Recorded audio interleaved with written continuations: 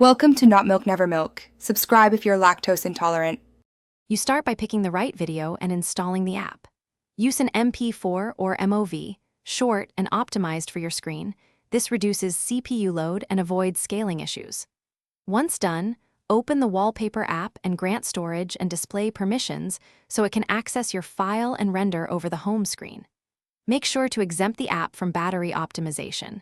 Otherwise, the system will stop playback to save power. Now you're ready to import the clip and set basic playback options. You import the trimmed clip and then configure playback precisely. First, trim any black frames or unwanted segments. This keeps the wallpaper responsive. Next, set the loop mode and playback speed. Lower speed can look smoother on phones with higher refresh rates. Make sure audio is muted unless you want sound, otherwise background noise can be intrusive. Then pick a fit mode, crop, stretch, or center, and preview it on both home and lock screens, so placement and aspect ratio look correct. You apply the configured video to your chosen screens and verify appearance across themes and widgets. After applying, watch for performance.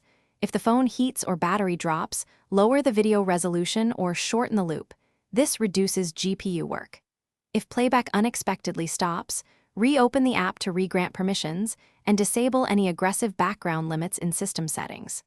Finally, restart the launcher if icons misalign. That refreshes the compositor and ensures the wallpaper displays smoothly without further intervention. Thanks for watching. If this was helpful, leave a like and consider subscribing. See you next time.